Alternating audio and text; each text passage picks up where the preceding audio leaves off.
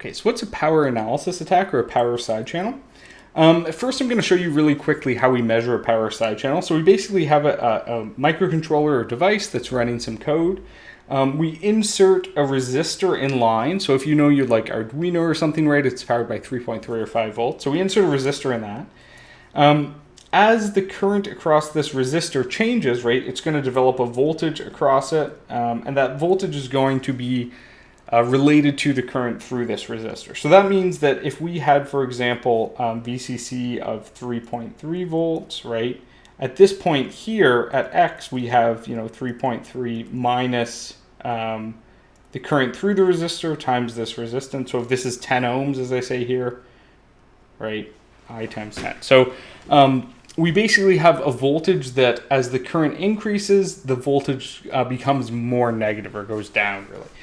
Because in reality, this number here is quite small, so we're just going to be seeing variations around it. But we don't care about the absolute current. What we want to see is differences as the device is operating. So what those differences look like, as an example, here's the device where I have a bootloader and it's receiving a password. And so you can see the password here, the correct password. And this is the serial data lines, right, with the data coming in. And you can see basically it receives a chunk of data, so it's not super obvious what's going on here. And remember, lower voltage is higher current.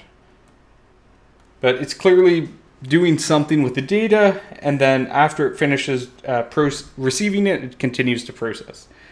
Now, if we send an incorrect password, so we're always looking at the difference between correct and incorrect. So if I send an incorrect password, you can see the first byte here is correct, right? So I'm not going to send a fully incorrect one. So it receives the byte, continues to process, and this is going to continue, right? Receives the byte, continues, receives the byte, continue.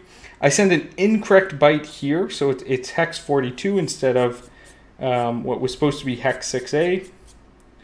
Then you can see what happens is as soon as it's received it, it actually changes, right? You can see this big jump up.